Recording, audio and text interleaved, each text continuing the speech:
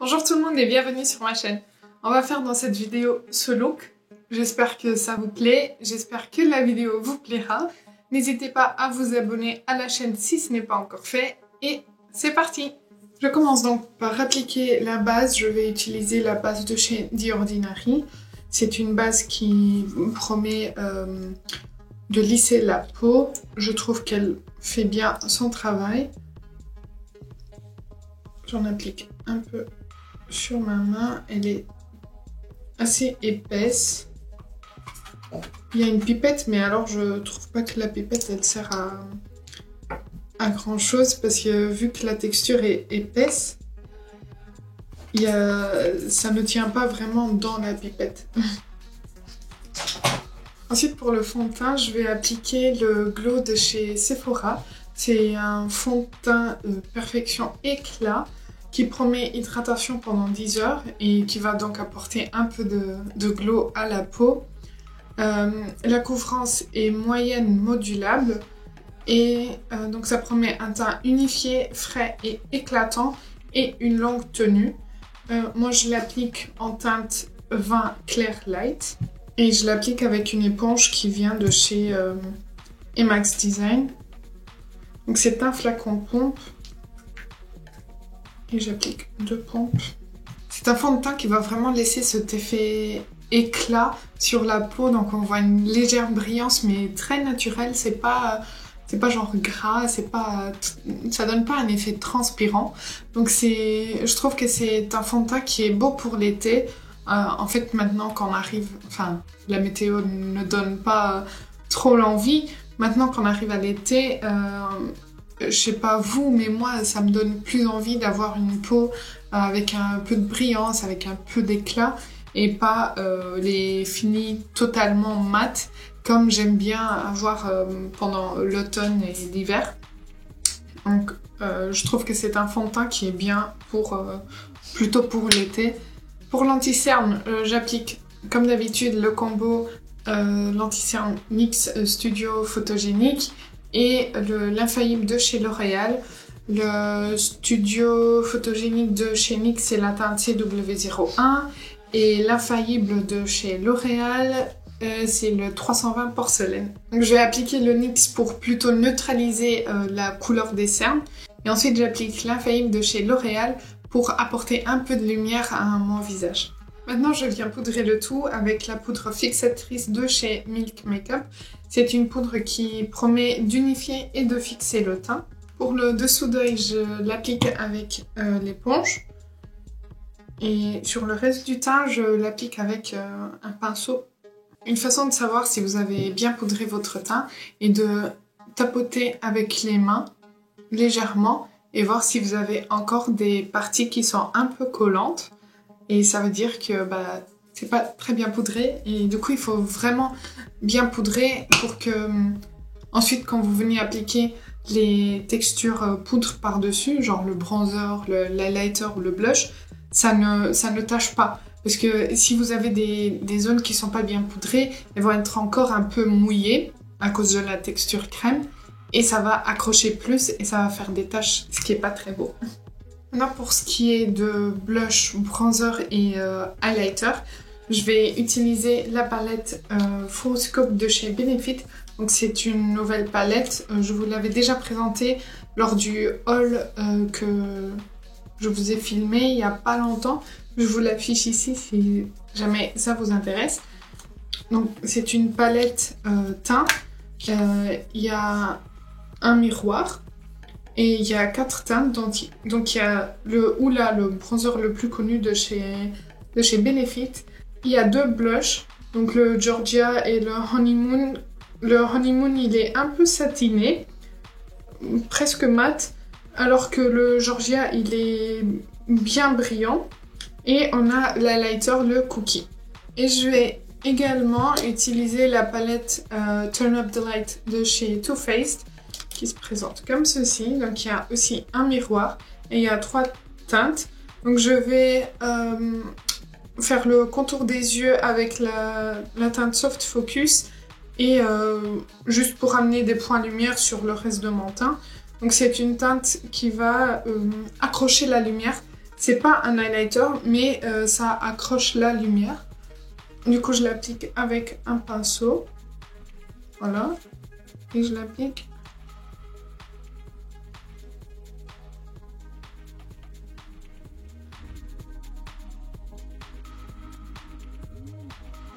Je sais pas si vous verrez l'effet à la caméra, mais je trouve ça très, très discret, très beau en fait. Ça accroche vraiment la lumière sans que ce soit pailleté, sans que ce soit trop. C'est vraiment très naturel. Ça me plaît beaucoup. Donc on passe à la palette de chez Benefit maintenant. Je vais prendre le bronzer. C'est bien pigmenté, il faut faire attention. Et je viens l'appliquer au niveau de mon creux. Je préfère y aller doucement et prélever petit à petit au lieu d'y aller d'un coup et faire des tâches. Comme ça, je peux construire l'intensité que je veux et je peux contrôler un peu ce que je fais pour pas me retrouver avec une grosse barre de bronzer ou quoi que ce soit. En fait, j'aime bien quand les produits sont pigmentés, principalement en ce qui concerne les fards à paupières. Mais j'aime bien quand c'est plutôt pour le teint, je préfère que ce soit moyennement pigmenté pour que je puisse contrôler en fait ce que je fais et construire petit à petit l'intensité que je veux. Donc là, j'y vais vraiment doucement et je fais les contours de mon visage.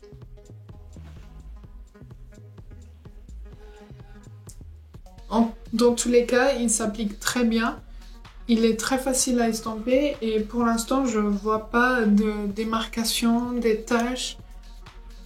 Il s'intègre bien à la peau, ça laisse pas une couche un peu plus épaisse. Donc ça, c'est bien aussi. Et même au prélèvement, je trouve que c'est une texture assez agréable à prélever. Vous voyez, si vous y allez doucement, vous pouvez avoir un effet vraiment naturel, pas très chargé et sans tache, bien intégré à la peau. Je trouve ça très beau.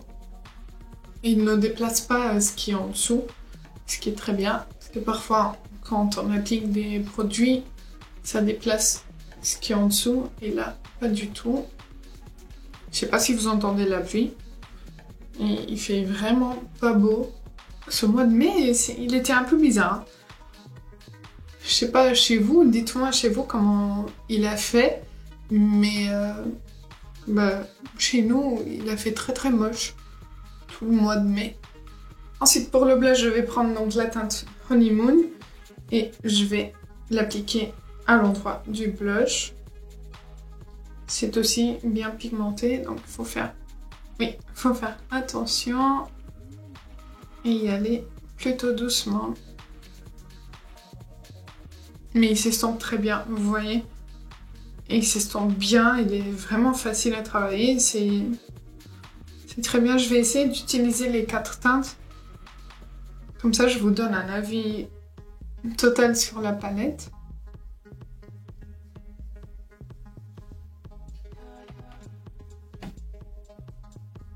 J'aime bien la teinte. C'est une teinte très... qui donne un teint très frais. J'aime bien.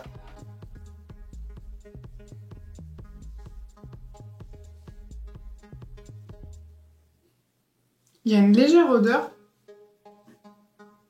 Le bronzer, il a une odeur de make-up. C'est pas très fort par contre. Le blush, il a vraiment une odeur, je sais pas ce que c'est. J'ai un peu une odeur de fleurs. Bon, j'aime pas trop les fleurs, mais ça me dérange pas plus que ça. C'est pas fort, c'est pas... Ça va. Alors j'aime bien le blush aussi, il s'intègre bien à la peau. Il fait pas de démarcation, il est très facile à travailler. Et vous pouvez doser l'intensité que vous voulez. Donc faire plus chargé, voilà. Ou alors bien estampé ou prélever un peu moins et faire un effet un peu plus naturel. Et en effet, il apporte déjà un petit glow, donc il n'est pas totalement mat, c'est comme je vous disais, on le voit déjà dans la palette, il est un peu satiné.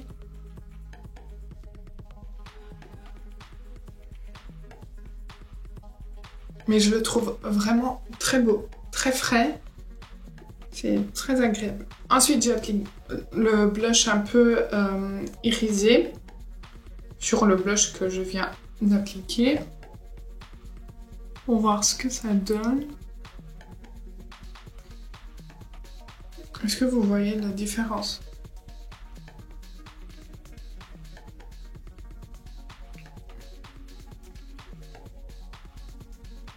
Vous voyez une différence par rapport à ce côté? Il y a vraiment, ça apporte une lumière en plus. Ça reste quand même assez naturel, c'est pas très fort.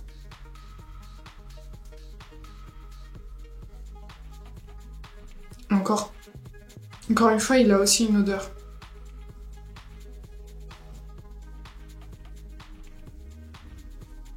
Donc, vous voyez, ça apporte une lumière supplémentaire. Ça ne me déplaît pas, ça ne... sans plus. Voilà. Et enfin, l'highlighter, qui me semble très argenté. Je pensais qu'il était plutôt à reflet doré, on va voir. Ouais, il est à reflet blanc. Donc ça peut convenir à pas mal de carnations, parce que quand vous avez plutôt des reflets dorés, ça va mieux à des carnations de base dorée. Et quand vous avez des reflets plutôt rosés, ça va mieux aux peaux qui ont une base rosée. Mais il est très beau. Il est un peu plus fort que ce que j'ai l'habitude de mettre. Mais il est beau. Je vois pas de paillettes. Mais il dégage vraiment de la lumière. C'est pas quelque chose de très naturel. Si vous voulez du naturel, restez sur les blushs. Et vous avez déjà une lumière. Si vous voulez quelque chose d'un peu plus intense, bah, passez à l'highlighter.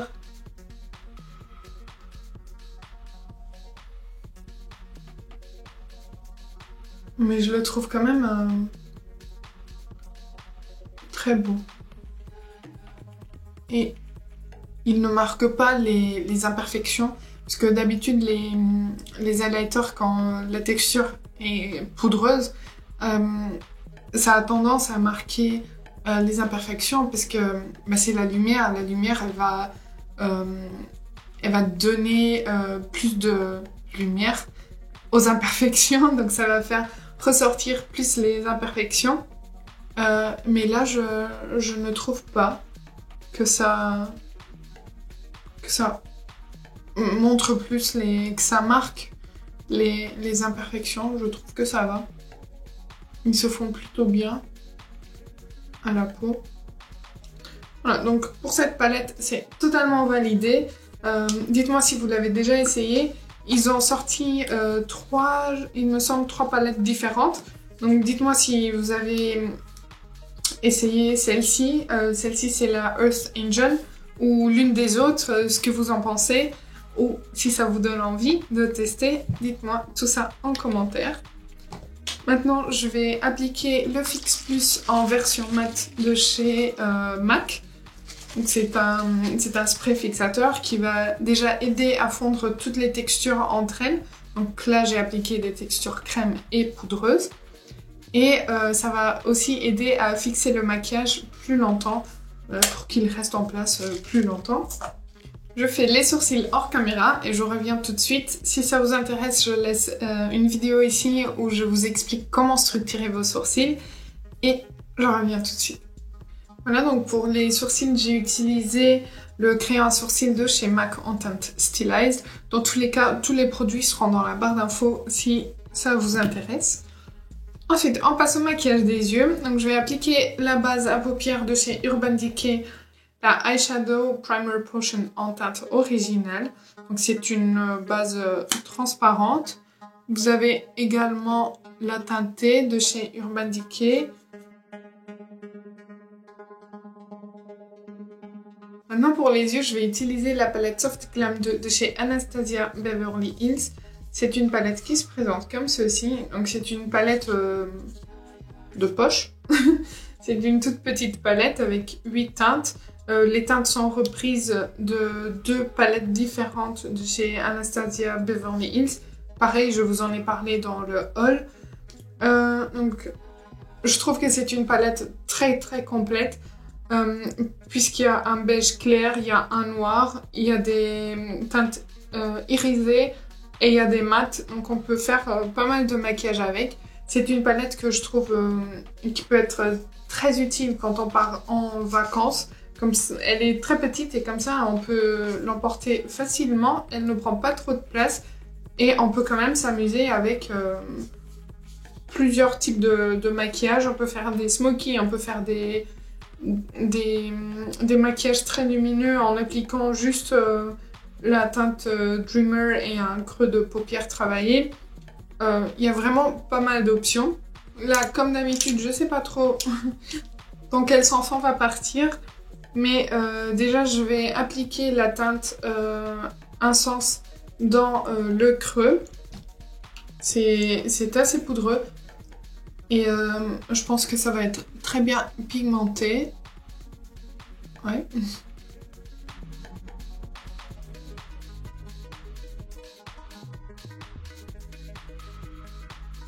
Ensuite, je viens estomper cette teinte avec la teinte Orange Soda.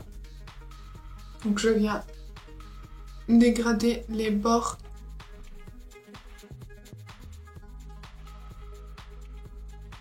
Après, je viens intensifier les coins externes avec la teinte Mulberry.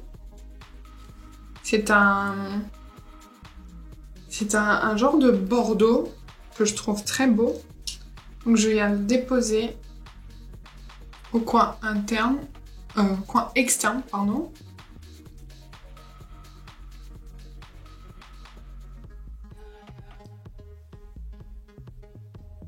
Et je viens vraiment juste tapoter dans un premier temps.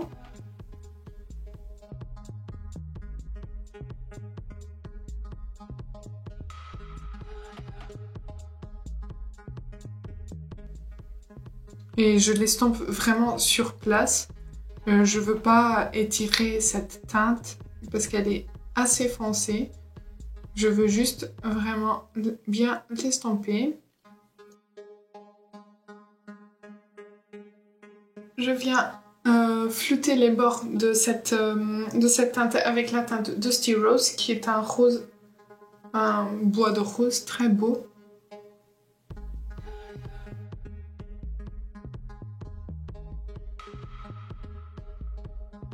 Ensuite, j'applique la teinte Sultry sur une partie de ma paupière mobile.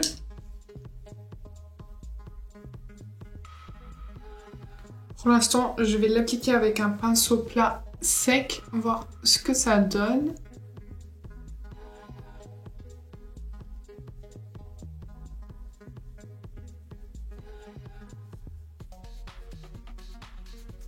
Et je trouve que ça marche bien. On perd un peu de lumière, je pense que si... Non, ça va. Avec une deuxième couche, ça va. Ouais. Et je profite pour fondre avec la teinte Bordeaux. Après, avec un pinceau plat, mais un peu plus précis, je vais prélever la teinte Dreamer. Et elle est très poudreuse. Et je vais en mettre partout déjà. Je vais l'appliquer sur le reste de ma paupière mobile Ah, elle est belle cette teinte. Elle est très lumineuse. Ah, c'est trop beau.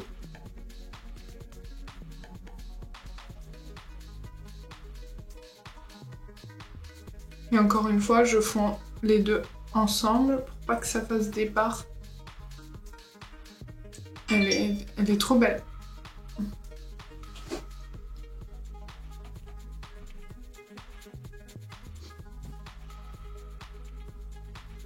Et je l'applique avec un pinceau sec. Hein.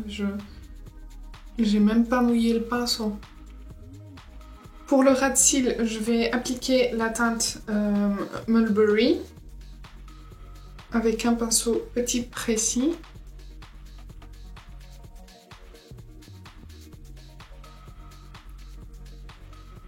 Donc j'applique cette teinte plutôt sur la moitié de mon ras de cils inférieur.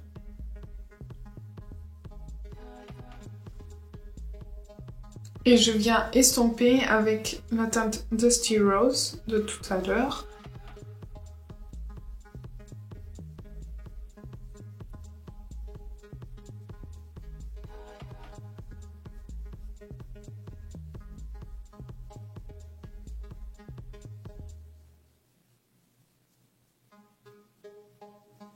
Et au niveau du coin interne, je vais appliquer la teinte Tempera avec un pinceau boule bien précis. Ouais, ça éclaircit bien. Et j'applique un peu aussi sous mon sourcil pour éclaircir cette zone. Voilà, j'ai... Ah non, il me manque le noir. Pour le noir, je vais le prendre et je vais juste tracer un trait de liner, mais juste coller au ras des cils. J'ai pas envie d'étirer.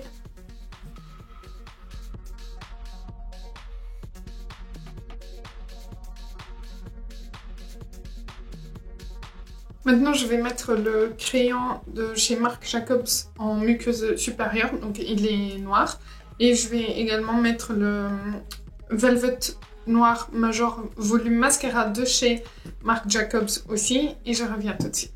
Pour ce qui est de la palette, je la trouve vraiment très bien. J'ai pu tester du coup toutes les teintes. Toutes les teintes sont bien pigmentées, elles sont faciles à travailler, mais vraiment très faciles. Et je trouve qu'elle est vraiment très complète et qu'on peut facilement la transporter. En plus, elle est toute douce, c'est un packaging en velours, c'est trop mignon. Donc voilà, c'est quelque chose que je vous conseille. Dites-moi aussi si vous l'avez déjà essayé et ce que vous en pensez, si vous êtes d'accord avec moi ou pas. Et pour terminer, je vais faire les lèvres, bien sûr. Donc je vais appliquer le crayon pour les lèvres à Annie the Nude Lip Crayon de chez Natasha Denona en teinte NP2 Ilona. Et le rouge à lèvres Annie the Nude de chez Natasha Denona aussi en 23P Avril. Voilà.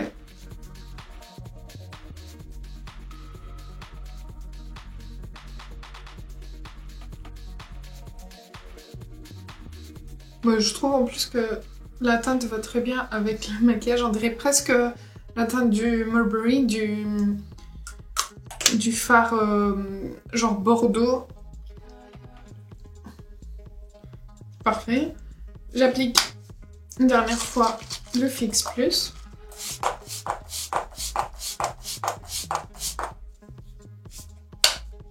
Donc voici pour cette vidéo, voici pour ce look. Dites-moi ce que vous en pensez, dites-moi ce que vous en pensez des produits, si vous les connaissez, si vous les avez déjà testés. Dites-moi tout ça dans les commentaires, ça me fera très plaisir de vous répondre. N'hésitez pas à liker la vidéo si elle vous a plu et n'oubliez pas de vous abonner si ce n'est pas encore fait, ça fait très plaisir. Et moi je vous dis à bientôt!